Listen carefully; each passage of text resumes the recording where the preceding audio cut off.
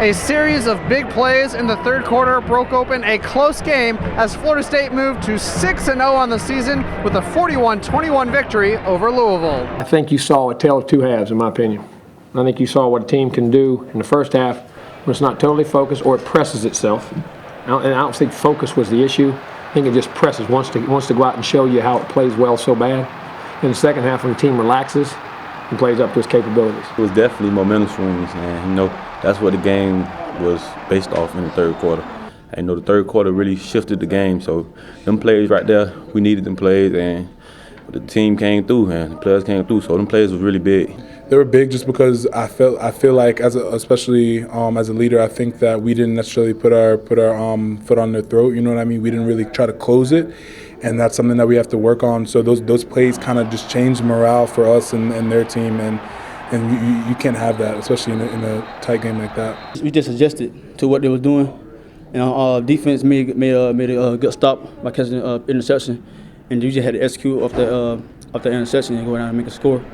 Offense, I think we did pretty good.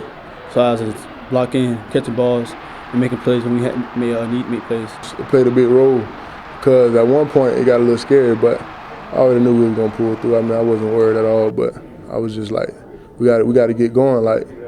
And coach on the sideline, Coach Fisher was calm. All the coaches were calm because they already knew that it was just in a moment thing. So we was gonna step up and do our thing. It's always big, and the defense make plays, and we always it's like a one unit thing with us, and that's what I like about this team. And the energy feed off each other.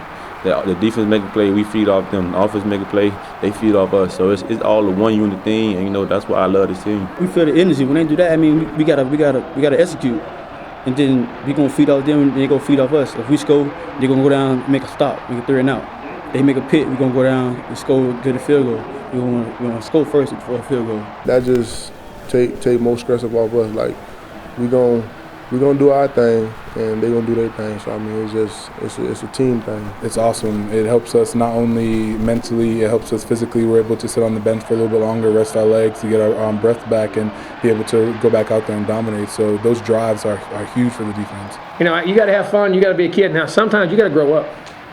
This team is a really good team if it plays up to its capabilities every week and forgets about it.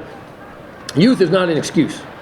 There is no age limit on being good if you want to have the focus and the poise to go do what you got to do. You know what I'm saying? It's time. Sometimes you pat them on the back. Sometimes you got to kick them in the tail. And it was time to kick them in the tail. Next up for the Seminoles, they head up to Atlanta, Georgia to take on the Georgia Tech Yellow Jackets. Time for that game will be announced either tonight or tomorrow. Make sure you stick with Seminoles.com to find out when the Noles play the Jackets. That'll wrap up things for Doak Campbell Stadium. Lane Hurt, Seminoles.com.